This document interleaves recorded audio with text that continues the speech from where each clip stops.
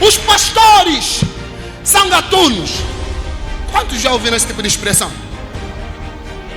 Eu também já ouvi. Os pastores roubam. E você só consegue lembrar dessa parte que os pastores roubam? E os pastores que oram pelas ovelhas? Não, os pastores roubam. E os pastores que perdem a madrugada, deixam a sua família para atender uma filha, para atender um filho. IAD TV. Jesus Cristo é o curador.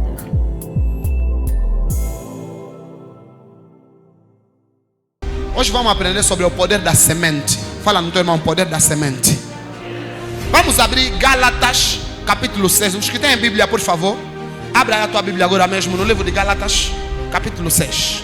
E o que é instruído na palavra, E o que é ensinado na palavra, reparte todos os seus bens com Espera. aquele que o instrui. o que é ensinado na palavra, o que é ensinado na palavra, faz quê?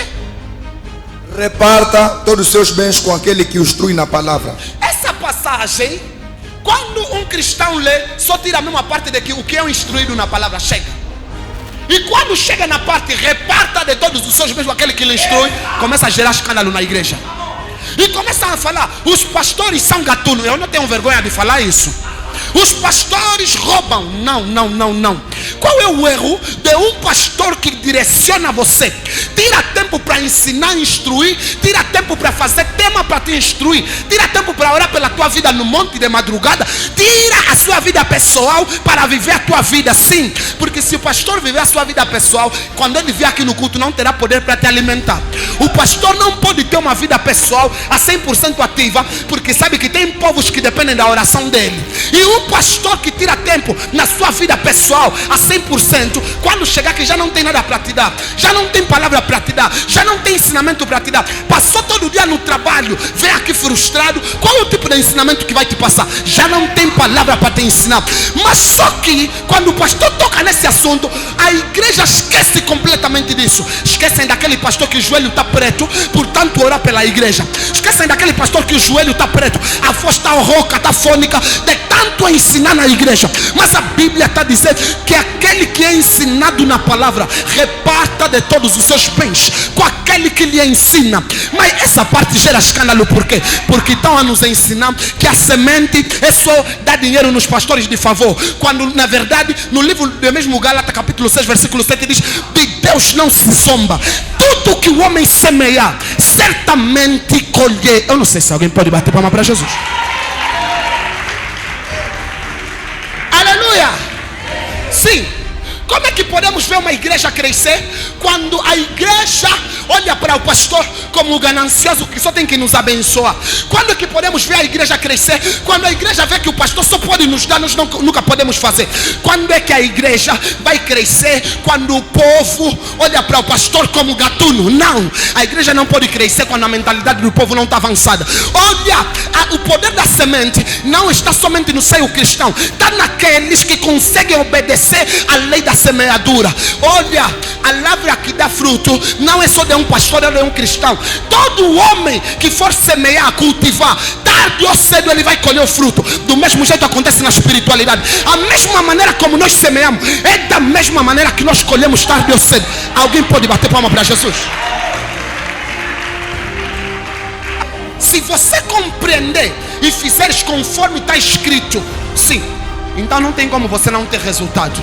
Porque nós estamos a encontrar uma parábola no livro de Mateus capítulo 25. Essa parábola, estamos a falar de um homem que estava para sair, porém deixou alguns talentos com alguns homens. Quando deixou 5 para um, ou dinheiro 5 mil para um, 3 mil para outro, 2 mil para outro e 1000 kwanza para outro. Os que lhes deram acima de um conseguiram desenvolver aquilo, e o que lhe deram 1000 kwanza guardou e disse: vou guardar para que quando o Senhor vir eu lhe devolver. E ele lhe disse: você não sabes que eu cobro aonde eu não coloquei e tiro aonde eu não meti? Sim, servo injusto e infiel, porquanto não foste fiel no pouco, também não posso te colocar no muito. Ao que tem pouco, até o pouco que ele tem lhe será tirado. Sim, a Bíblia está nos ensinar que, olha, adquirimos o pouco é nossa responsabilidade. É minha responsabilidade lutar para ter o pouco, mas para mim chegar no muito só vai depender da minha fidelidade no pouco. Alguém pode bater palma para Jesus? Se nós aprendemos a ser fiel no pouco, não tem como Deus não nos elevar no muito. Precisamos voltar na passagem de Lucas capítulo 21, onde encontramos uma mulher pobre e viúva. A Bíblia descreve que era pobre e viúva. Porém, quando Jesus sobe no templo, a Bíblia fala que Jesus subiu com os seus discípulos. Quando Jesus subiu no templo com os seus discípulos, olhou e viu os homens ricos a colocarem as suas ofertas. Viu os homens ricos a pegarem as suas ofertas e irem colocar no cesto. Estavam a pegar suas ofertas grandes, ofertas gordas, conforme dizem na gíria. Talvez pegou 200 mil, 300, 500, 400 mil. Para pegar e estavam a colocar no cesto. Mas aqueles homens não chamaram a atenção de Jesus. A Bíblia fala que Jesus de repente olhou no outro lado e viu uma pobre e viúva a colocar simplesmente 2 moedinhas no altar. Está a colocar 2 moedas no cesto. E quando ele olhou, disse para os discípulos: em verdade vos digo que essa mulher que colocou 2 moedas se deu mais do que todos esses homens ricos. Eles perguntaram: mas por que, Jesus? Sim, porque esses homens ricos colocaram do resto que eles tinham, mas essa mulher colocou de tudo que ela carregava. Sim, você não pode colher se a tua semente não for sincera. Essa mulher só foi exaltada na espiritualidade porque compreendeu que o meu melhor eu devia fazer no altar. O melhor que eu tinha é que coloco sobre o altar. E enquanto colocava, os homens ricos também colocavam. Só que os homens ricos não chamaram a atenção de Jesus. A mulher pobre é que chamou a atenção de Jesus. Estou a repetir esse ensinamento para que você compreenda que não é sobre a quantidade de finanças que nós temos, é sobre a fidelidade no pouco que nós carregamos. Porque a fidelidade no pouco que nós carregamos nos eleva para a dimensão superior na finança, igreja. Aleluia, igreja. Aleluia, igreja. Olhamos para os outros e vemos que os outros já estão a colocar muita oferta grande, muito dinheiro grande no altar.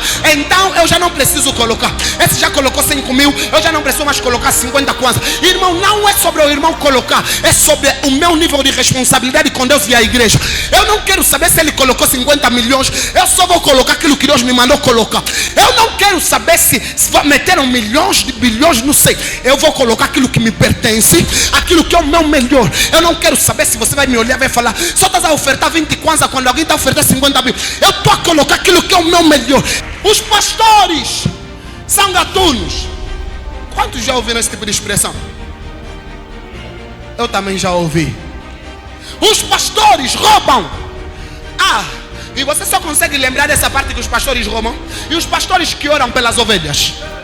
Não, os pastores roubam. E os pastores que perdem a madrugada deixam a sua família para atender uma filha, para atender um filho. Quantas e quantas vezes você olhou a situação, pensaste: tenho que ligar no pai para me ajudar, e nem sequer se calhar pensaste: deve estar a almoçar com a família dele, deve estar a sair com a família dele, deve estar a andar com a família dele. Você só pensou: eu tenho que ligar no meu pai espiritual, porque você sabia que esse é o homem que Deus colocou como resposta para a minha vida. E todas as vezes que o homem de Deus, ou seja, Deus usou o homem de Deus para responder a tua situação, você nem pensou que quando dizem que os pastores roubam, é mais ou menos um termo que querem utilizar para banalizar aquilo que é o poder da semente. Porque o poder da semente nunca é visto para aqueles que não compreendem. Aqueles que não compreendem sempre vão te ver como alguém que está a oferecer dinheiro no altar. Mas quem compreende sabe que você não está a oferecer dinheiro no altar, você está a recolher bênção do altar para a tua vida.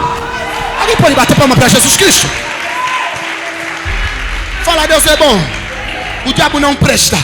Sempre que você vê alguém a julgar sobre casamento, é porque entrou num casamento e se frustrou e agora quer meter na mente dos outros que casamento é negativo. Não.